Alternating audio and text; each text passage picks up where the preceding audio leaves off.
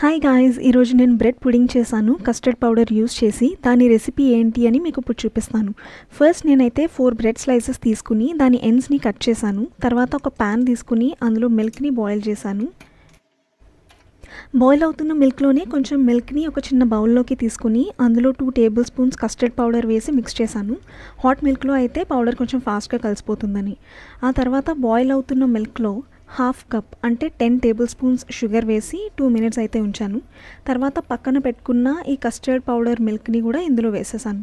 ఒక 3 to 5 minutes తర్వాత milk కొంచెం థిక్గా అవుతుంది. అప్పుడు స్టవ్ను ఆఫ్ చేసేసి హాఫ్ అన్ అవర్ వరకు అయితే custard మిల్క్ని cool అవ్వనివ్వాలి.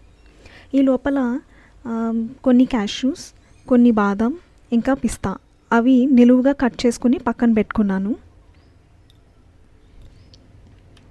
Half an hour తర్వాత ఒక బాక్స్ తీసుకొని అందులో బ్రెడ్ స్లైసెస్ ఒక్కొక్కటిగా పెడుతూ దాని మీద బాయిల్ చేసుకున్న ఈ కస్టర్డ్ మిల్క్ని కూడా వేసి దాని మీద డ్రై ఫ్రూట్స్ని పైన జల్లాను.